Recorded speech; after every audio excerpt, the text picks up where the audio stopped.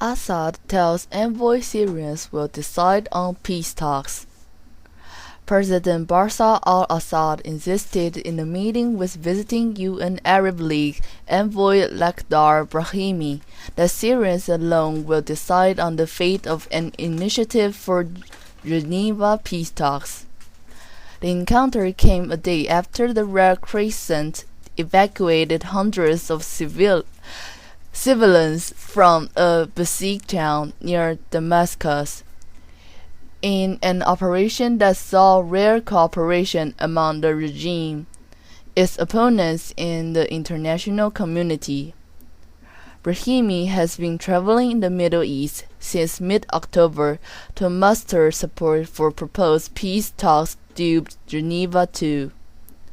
On Thursday, he is due to meet opposition members in Damascus tolerated by the regime and travel to Lebanon the following day.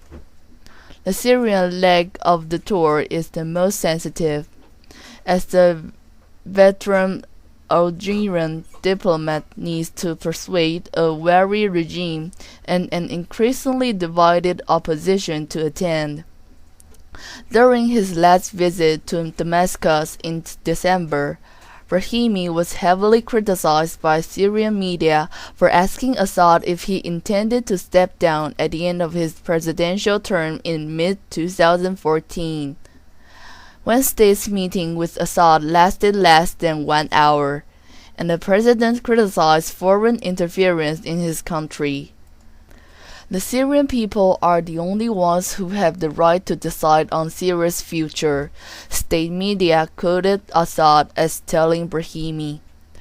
Putting an end to support for the terrorists and pressuring the states that support them is the most important step to prepare for dialogue, he said, using his regime's terms for rebels. The success of any political solution is linked to putting an end to support funneled to terrorist groups. Brahimi's spokeswoman earlier said he hopes Saudi Arabia, a main backer of the rebels, would take part in the proposed talks.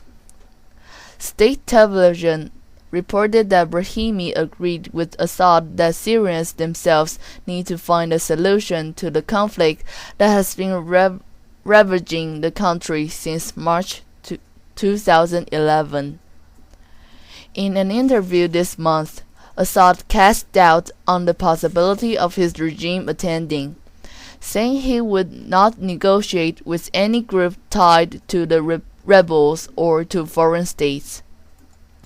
The main opposition National Coalition has said it would refuse to take part in any talks unless Assad's resignation is on the table. And some rebels groups has warned participants will be considered traitors. Meanwhile, Russian Foreign Minister Sergei Lavrov, whose country is a key backer of the Assad regime, blasted critics of the talks. Open objections have surfaced against holding this Russian-US meeting, not only among Syrian sides but also among capitals, both in neighboring and non-neighboring states, Lavrov said in Athens. We must not allow this initiative to fizzle out, he added. In an interview with Russian business daily Cormorant's French Prime Minister Jean-Marc Ayrault said everything should be done to make the planned Geneva talks a success that will usher in a transition government. Speaking ahead of his visit Thursday to Moscow, Ayrault said he was pleased that Russia took the initiative to push for the dismantling of Syria's chemical weapons arsenal. The objective now is to make Geneva II a success, said Ayrault. This implies that conditions are created that the Syrian National Coalition can take part in it, and that the conference leads to a transitional government wielding full executive powers, including the presidency. More than 115,000 people have been killed in the 31-month armed uprising against the Assad regime, triggered by his forces' bloody crackdown on Arab Spring-inspired democracy protests. The war has also triggered a massive humiliation crisis, with millions of people displaced internally and more than 2 million who flee the spiraling violence. On Tuesday, some 800 women, children, and elderly civilians were evacuated from Madarit al-Asham, said Wasim al-Ahmad of the council in the town southwest of Damascus.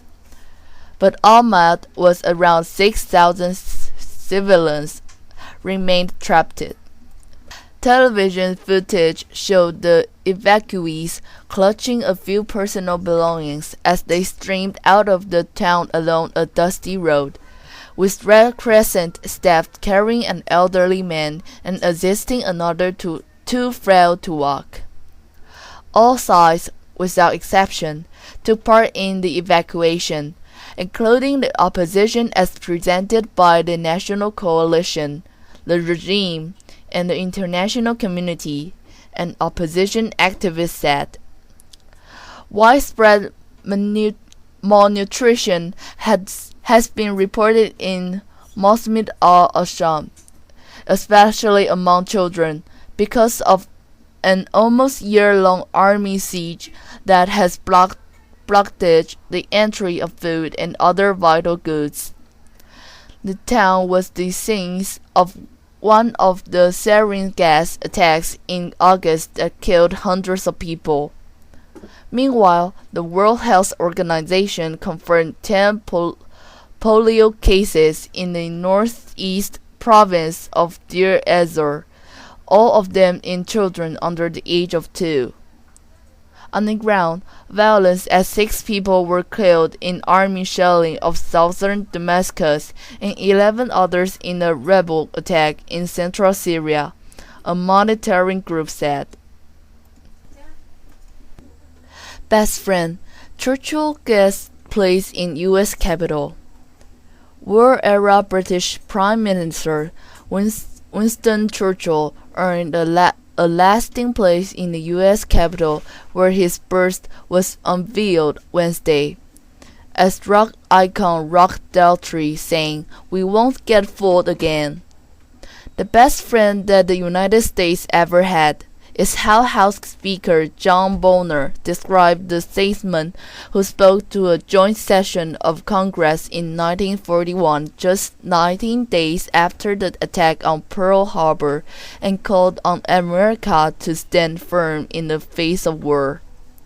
It was one of 3 addresses to Congress, more than any other foreign dignitary, by Churchill, who held a lifelong love affair with the United States. His mother was American and was made an honorary citizen by President John F. Kennedy in 1963.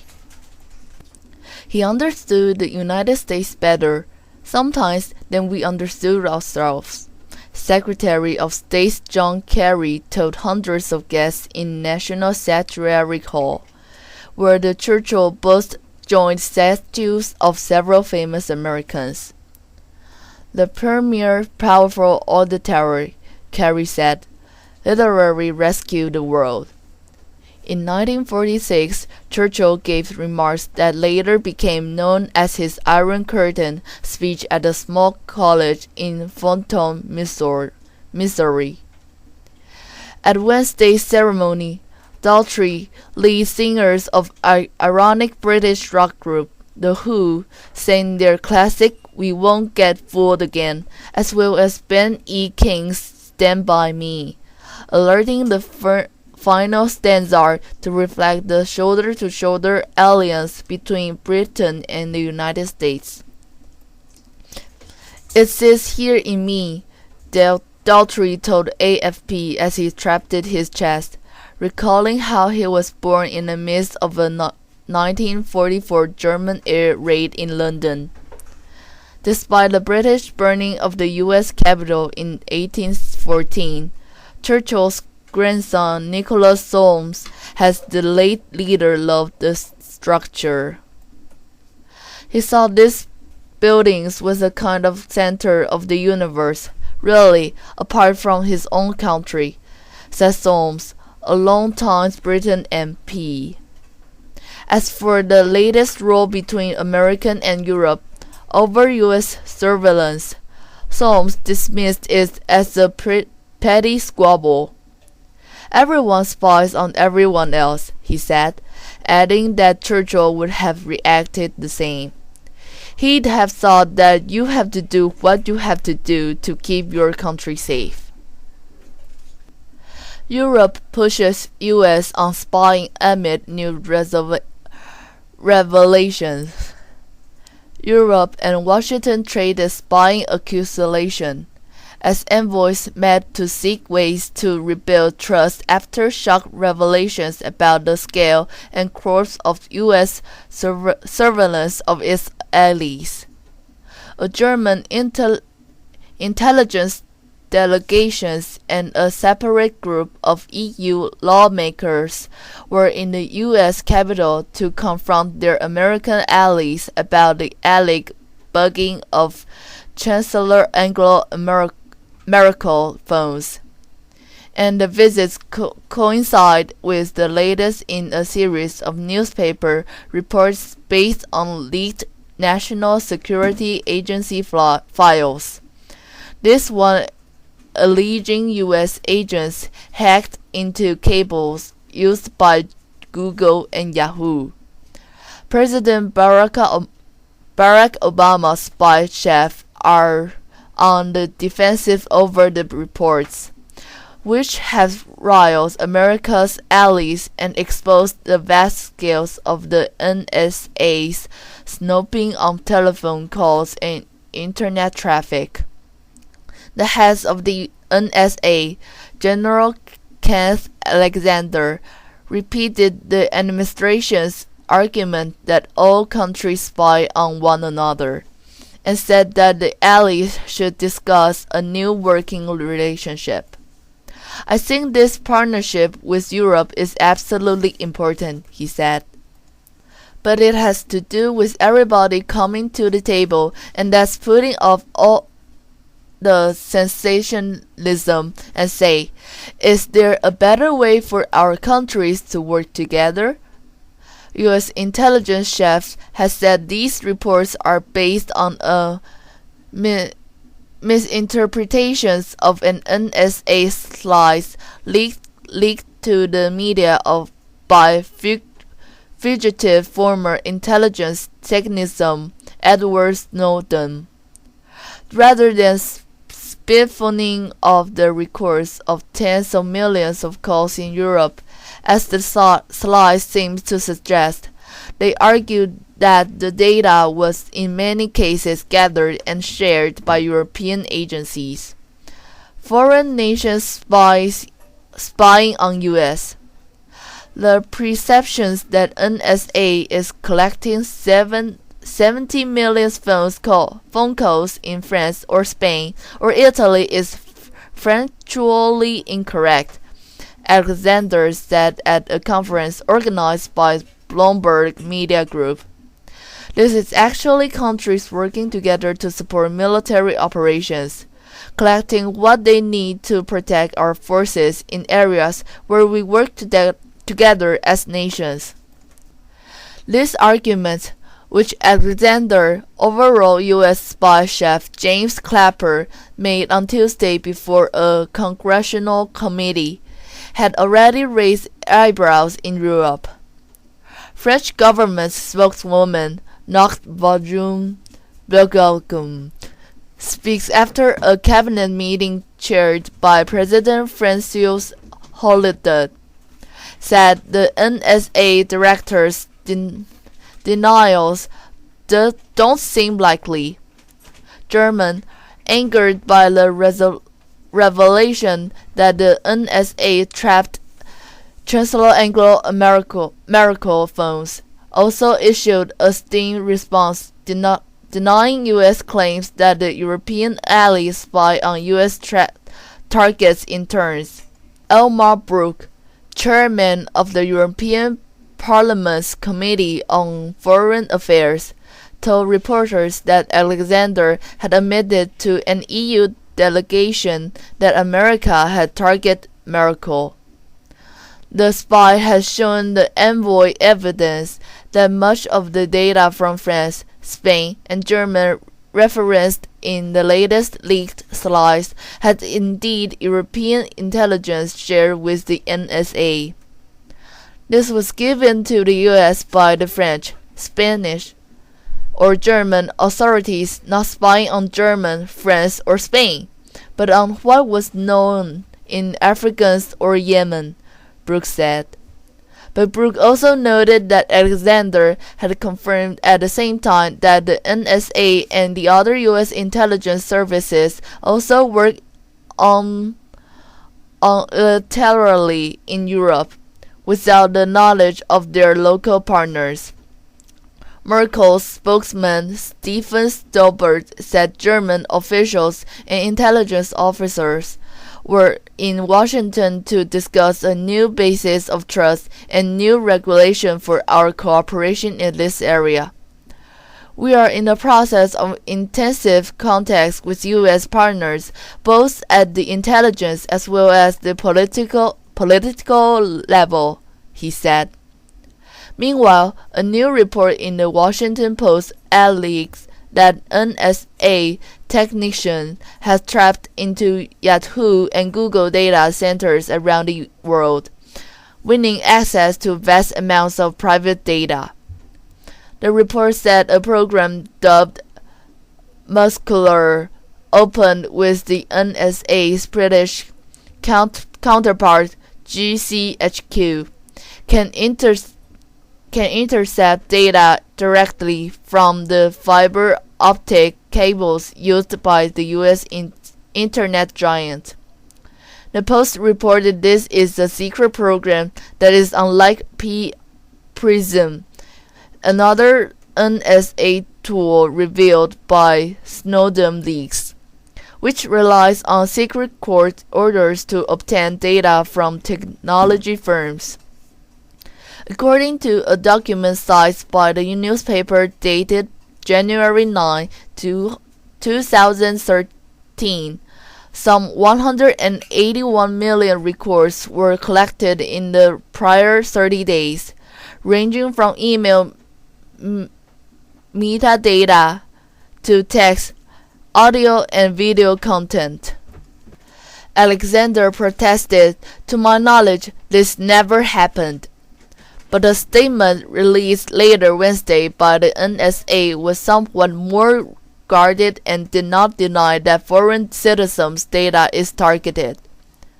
NSA has multiple authorities that it uses to accomplish its mission, which is centered on defending the nation. The statement said NSA is focused on discovering and developing intelligence about valid foreign intelligence targets only.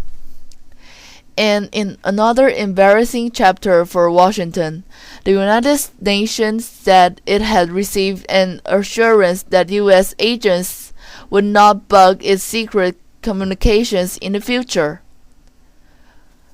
Conspicuously, the United States could not promise the world body it had not been spied upon in the past. Germany to allow third gender option at birth. Germany on Friday will become the first European country to allow babies born with characteristics of both sexes to be registered as neither male nor female. Parents will be allowed to leave the field for gender blank on birth certificates, effectively creating a category for indeterminate sex in the public register. This will be the first time that the law acknowledged that there are human beings who are neither male nor female, or are both. people who do not fit into the traditional legal categories. University of Berman law professor Konstanz Pelto, AFP.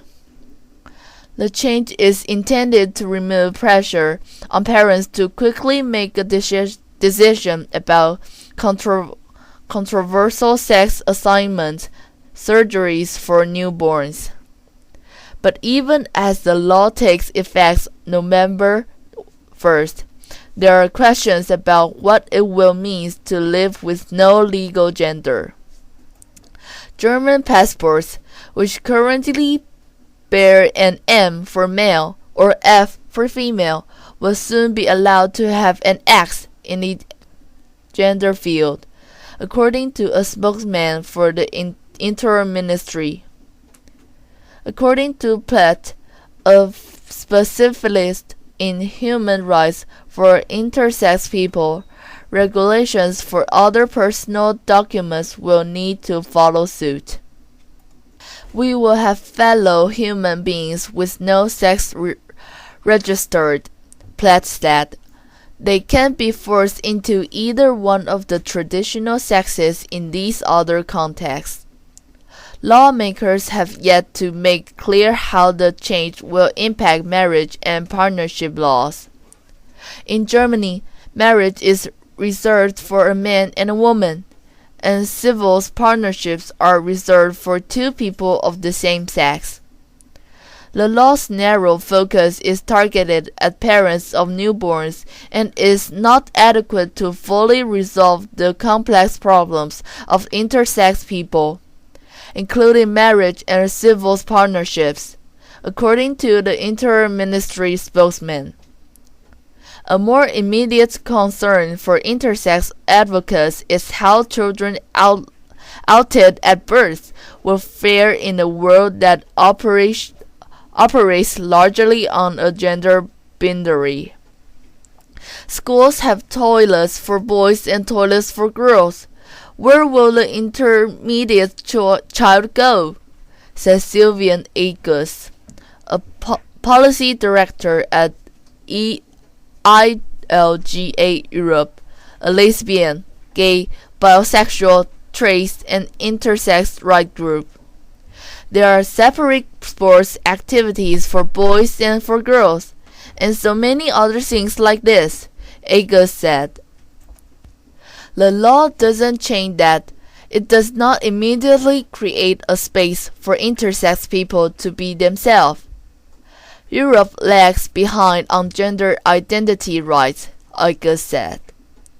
Earlier this year, Australia began allowing individuals to identify as intersex on personal documents, and added gender identity as a protected category under federal anti-discrimination laws. The German law follows a 2012 report by the Ethics Council, an independent body of experts, concluding that people with differences of sex development suffer in the face of widespread social ignorance and a lack of respect on the part of the medical profession.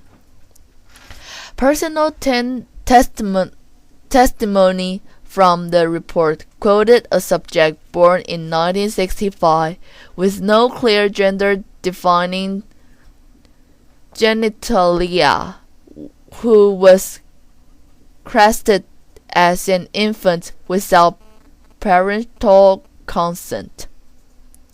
I am neither a man nor a woman, the person said. I will remain the patchwork created by doctors, bruised and scarred. Experts estimate the population of intersex people at 1 in 1,500 to 2,000 births. But advocates say the number is much larger, partly due to difficulties in defining intersexuality physically or hormonally. The new law has already raised the profile of this small population, which could promote increased awesomeness, but some fear could also trigger discrimination. It is an absolute must that parents, teachers, and doctors be educated about the lives of intersex people, said Lucy Vance, head of an intersex support group in Germany. The government must take measures to ensure that no children are discriminated against because of this new law.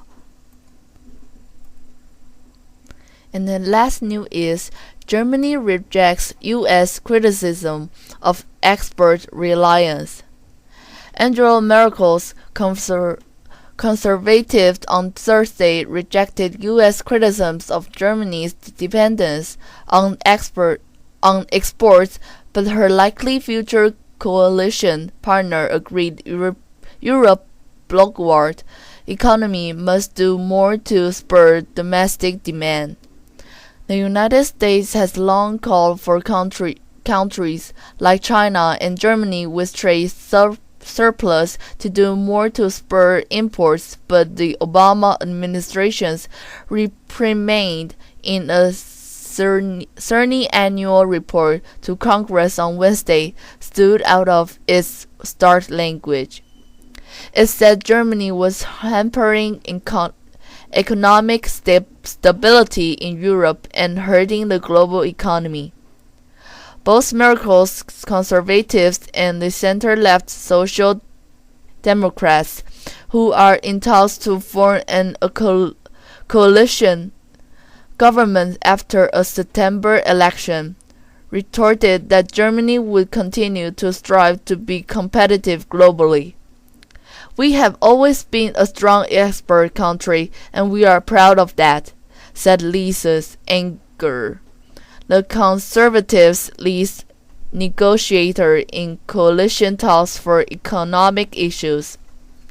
Her SPD counterpart, Hotterber's Haley, said, however, Germany must become aware of its duty to strengthen domestic demand, which meant championing salary rises and stimulating investment. Germany shook off the label of the sick man of Europe after reunification more than 2 decades along, in part through years of vague restraint that made it more competitive. But now its economy is outpacing peers, and it is under pressure to do more to help the Eurozone out of its crisis by stimulating domestic demand and, as a result, taking more imports from the rest of the currency bloc, its main trading partner. Ultimately, criticism. The U.S. criticism comes as a tricky juncture in the relations between Washington and Berlin. German envoys met the White House National Security Advisor in Washington on Wednesday after reports the United States monitors Merkel cell phones. Germany argues that it has more than half its trade surplus within the Eurozone as a share of GDP since 2007. Trade is expected to subtract rather than contribute to economic growth this year, with imports outpacing exports, while domestic demand, albeit still weak, will drive growth. Within the Eurozone, the German trade surplus has come down rapidly from a peer-Lehman peak of close to 5% of German GDP to 2% now, said Holger Struckding at Berenberg Bank. That is a significant adjustment. He argues the rise in the trade surplus with the rest of the world, including the U.S., was due purely to competitiveness. Put differently, Germany's surplus has come largely because it is producing the sort of goods fast-growing economies like China and India need at the right time.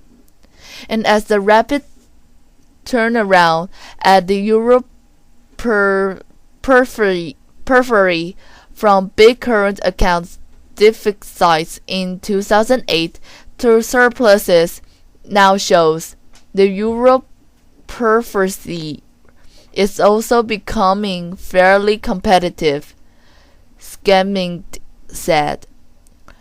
Berlin's critics, on the other hand, note its overall current account surplus last year was 6.9% of gross domestic products, higher even than the 6% threshold the European Commission considered excessive. They say Germany is still saving too much rather than spending, and also needs to liberalize parts of its service sector, which would shift resources gradually from exports industry and so boost domestic demand. The SPD does agree with many economists that Germany can still do more, which may be reflected in the coalition deal expected at the end of the year. In its election campaign, the SPD called for a hike in public investment, which has decreased as a share of GDP over the last decade, and for a minimum wage.